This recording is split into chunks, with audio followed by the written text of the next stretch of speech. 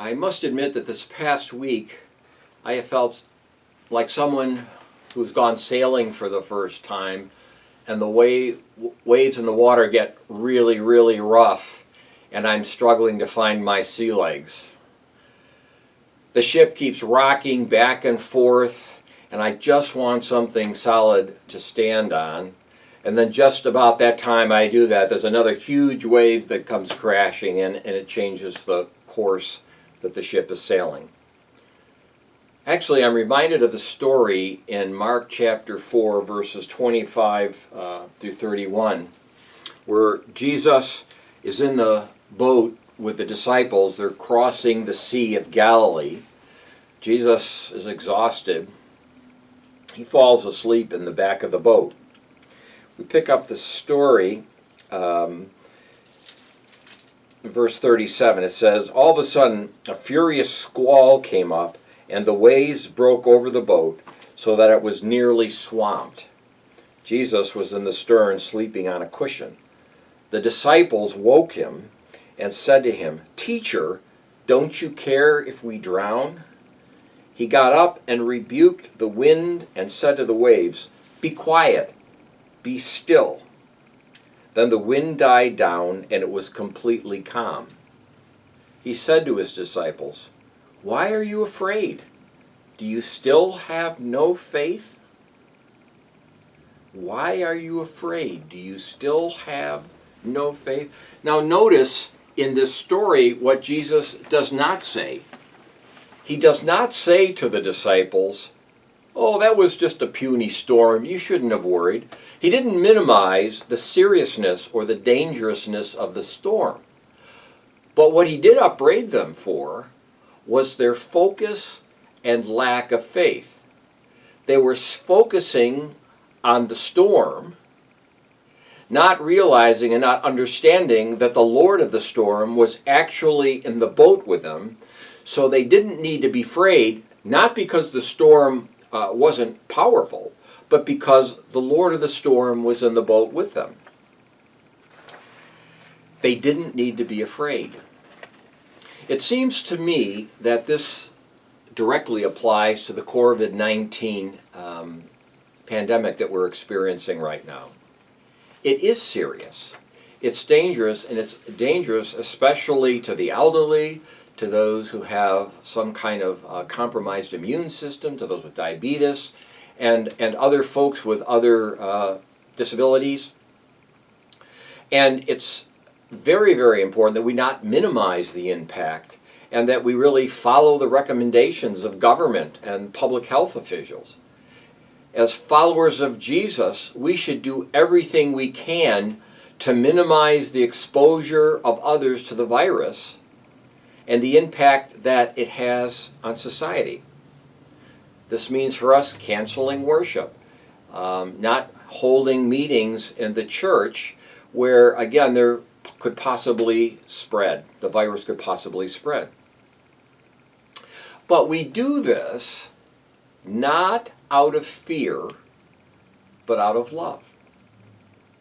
Again, I'm reminded of another story in 1 John chapter 4. It's a great chapter on love. And we'll pick that up in verses 16 through 18. John writes, "God is love. Whoever lives in love lives in God, and God in him. Love is made complete among us so that we will have confidence on the day of judgment, because in this world we are like him.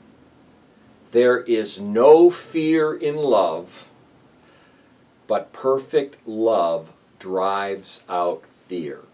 There is no fear in love, but perfect love drives out fear.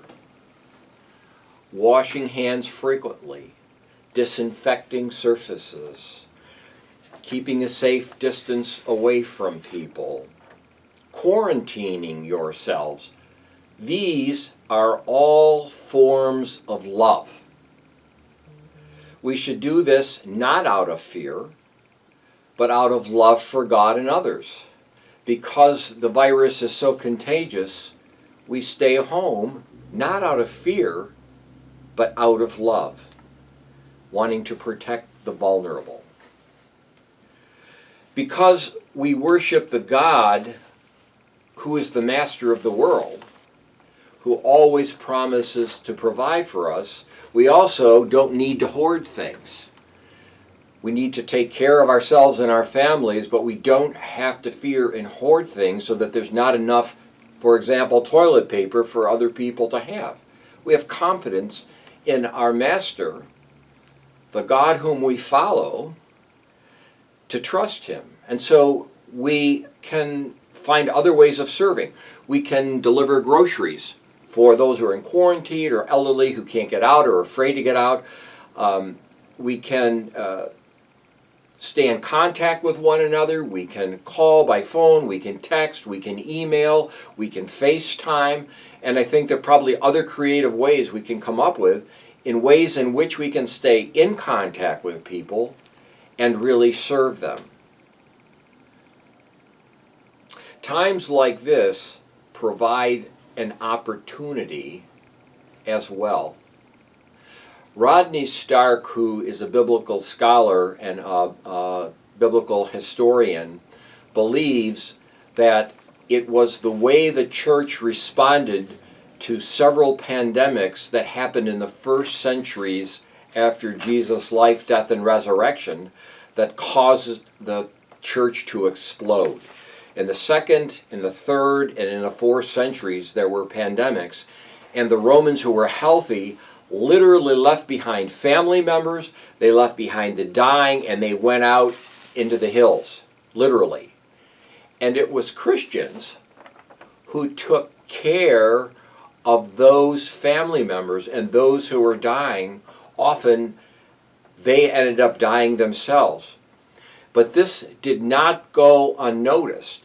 And so after these pandemics and people observed the way the Christians loved and served, the church just exploded.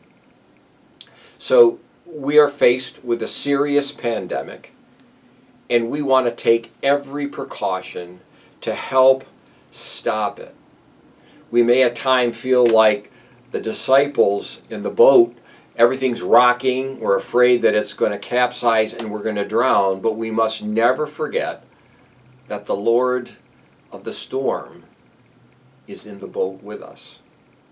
And he calls us to respond in love, to act prudently, courageously, and creatively in finding ways of ministering to others.